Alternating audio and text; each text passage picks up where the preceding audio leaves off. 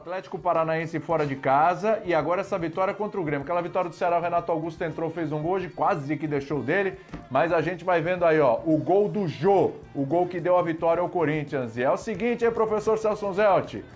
Eu só vi agora há pouco vários pedidos de desculpas no Twitter, viu? Nunca critiquei, porque o que estavam cornetando o Silvinho por deixar o Jô em campo e o homem foi lá e fez o gol da vitória, professor. Tudo bem? É verdade, William. Tudo bem? Um abraço para você, para os companheiros, para os fãs do esporte. Mas essa é também uma das características da posição que ele ocupa, né? A posição de centroavante. Já dizia Romário, sem nenhuma comparação com o Jô, que o negócio dele era fazer gol, não era jogar bem. E tem mais, o Jô não só fez esse gol, como sofreu a falta da bola parada que originou o gol. Então um aproveitamento muito bom num jogo que realmente não foi o melhor do Corinthians. Você falou das 3 vitórias, eu diria que em termos de desempenho o de hoje foi o mais fraco, mas um resultado muito importante para um time que fora de casa pontua muito bem nesse primeiro turno de Brasileiro, viu, William? Sem dúvida. Ô Jean, o Celso está falando aí que das 3 vitórias, essa foi a mais complicadinha, onde o Corinthians jogou pior. E eu estava justamente aqui no WhatsApp com o Pedro Ivo, viu, Jean? Falando assim, ó, tá preparando aqui a pauta. Aí eu até falei pro Pedro, Pedro, acho que uma pergunta para se fazer hoje é se o Corinthians nesse jogo aí parou de evoluir. Tava evoluindo, se o Corinthians andou para trás. E o Pedro falou, acho que essa é uma boa pergunta para começar o programa, hein? Agora eu já acho que não, viu, Jean? Ou ainda vale? Tudo bem? Tudo bom, William? Boa noite para você, para os companheiros, para os fãs de esportes. Eu acho que assim, em relação à comparação da atuação do Grêmio hoje com as últimas atuações, do Corinthians, na verdade, hoje com as últimas atuações, não tem dúvida nenhuma que foi a atuação mais fraca, né? O Corinthians hoje não jogou para vencer o Grêmio, essa é a verdade. Mas a gente sabe que no futebol, né, tem muito disso, tem muito da fase dos times acabarem influenciando num resultado, independentemente do que aconteça nos 90 minutos. Exato. E hoje foi exatamente isso, né? Porque o Grêmio está numa fase terrível, o Grêmio realmente não consegue os resultados, parecia poder animar o seu torcedor depois do primeiro tempo contra o Flamengo, e aí fez aquele segundo tempo desastroso, né? Mesmo com um jogador a mais.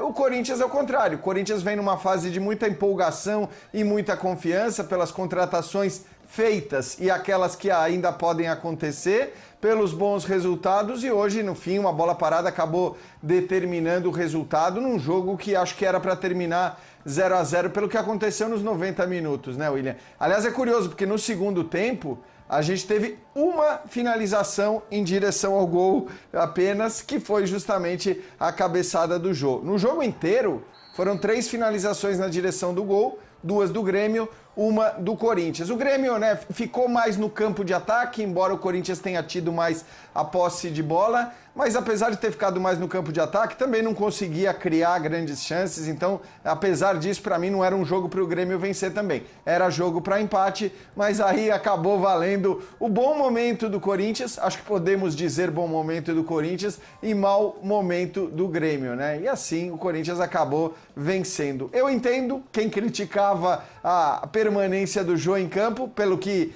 era o desenho do jogo, né? Um centroavante não parecia fazer muito sentido naquele desenho de jogo, com o Corinthians esperando um espaço para contra-atacar, mas está vendo? Deu razão ao Silvinho, porque ele sofreu a falta e acabou fazendo o gol da vitória. Ponto para o Silvinho, e daqui a pouco a gente vai ouvir o Silvinho, claro, a coletiva do treinador do Corinthians, depois dessa vitória importante aí por 1-0. Parece que as coisas estão virando, né, Mauro Naves, assim para o Corinthians, porque até quando o Corinthians anda um pouquinho para trás em termos de evolução, onde o jogo não vai bem, pega um Grêmio ali, adversário cascudo e tal, não tem jeito. O Corinthians consegue achar esse gol com o Jô e sai com a vitória. Olha, que leva o Corinthians a uma condição interessantíssima. 27 pontos agora na competição. É claro que os 4 primeiros criaram uma margem durante esse primeiro turno, mas o Corinthians vai se mantendo ali já naquela região de Libertadores, né, Mauro? Tudo bem? Boa noite, William, companheiros. Abraço enorme a quem está em casa nos acompanhando. Mas aquele torcedor que foi no Twitter pedir a saída do Jô, eu acho que ele não estava errado também. O Jô estava saindo muito da área, o Jô não permanecia na área. O Jô foi para a área nessa bola porque foi uma falta. Tanto é que ele sofreu a falta fora da área, longe, né, da onde se espera ele ali para ser o goleador. Mas o jogo estava pedindo isso, né? Na verdade, William, você já ouviu aquele termo, né? Gastaram a bola? Cara, eu acho que Corinthians e Grêmio gastaram a bola. Mas gastaram mesmo, porque o que eles tocaram nela, não jogaram nada, não criaram nada, mas gastaram. Porque tocaram nessa bola. E toca lá atrás, e toca para trás. Olha, podemos dizer que eles gastaram a bola. O Corinthians deu quase 520 passes na bola, o Grêmio 300 e tanto. Uma finalização do Corinthians, 2 do Grêmio no gol, 1 do Corinthians, só esse gol. Então eles gastaram a bola, para lá, para cá e tal. O jogo estava ficando chato até de assistir, porque não acontecia nada, né? No meio, aquele jogo no meio e tal. Mas tem lances muito interessantes. O Jô, inclusive, dá um passe depois pro Renato, quase que o Renato faz o segundo na trave, e é uma jogada do Jô, que é o que a gente espera dele como centroavante, ali mais perto, dentro da área, ele escorar o zagueiro, etc e tal, e foi o que ele fez. Depois já do gol, ele dá um belíssimo passe para o Renato, coisa quase que ainda faz 2-0, que seria muito estranho pelo que foi o jogo, né? E aí quem liga assim depois, poxa, 2-0, o Corinthians deu outro baile e tal, e não foi nada disso. Os companheiros já falaram, eu e o Jean e o professor Unzelt, que assim, não foi esse jogo todo, né? Pelo número de finalizações. Mas gastaram a bola e o Corinthians, impressionantemente, melhor fora de casa do que em casa no campeonato. Se o Corinthians tivesse feito um pouco mais de pontos em casa, a situação estaria bem melhor.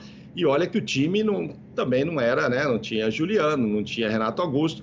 Mas mesmo assim, fora de casa, acho que o Corinthians só perdeu um jogo, mesmo na fase ruim. Enfim, no ano todo, acho que perdeu com o Silvinho 3 jogos em 30, assim, perde pouco fora de casa, é impressionante. Vou até levantar direitinho esses números, o professor talvez tenha, é impressionante como vai bem. Por quê? Porque ele não sabe propor o jogo, ele sabe jogar de contra-ataque, então quando você sai de casa, espera que o time venha. Agora tem lances interessantes para comentar aí, essa expulsão do Michael, né, por exemplo, puxa vida, pela experiência que ele tem. E um lance que eu acho que não podia ficar no amarelo, que é quando, aí ó, nesta falta, ok, o Diego Souza fica nervoso e tal, mas tirar o cartão amarelo da mão do árbitro, e aí, fica por isso mesmo, o cara não faz nada, onde é que estava o árbitro, né? Tava lá, pressionado, e o Diego tira o cartão da mão dele, quase que ele dá o cartão pro árbitro, sabe? Ó, pra você o amarelo, você merecia vermelho. Acho que ele falou, ó, você merecia vermelho, eu vou te dar só o amarelo. Enfim, tem alguns lances bons pra gente comentar desse jogo. William, boa noite a todos.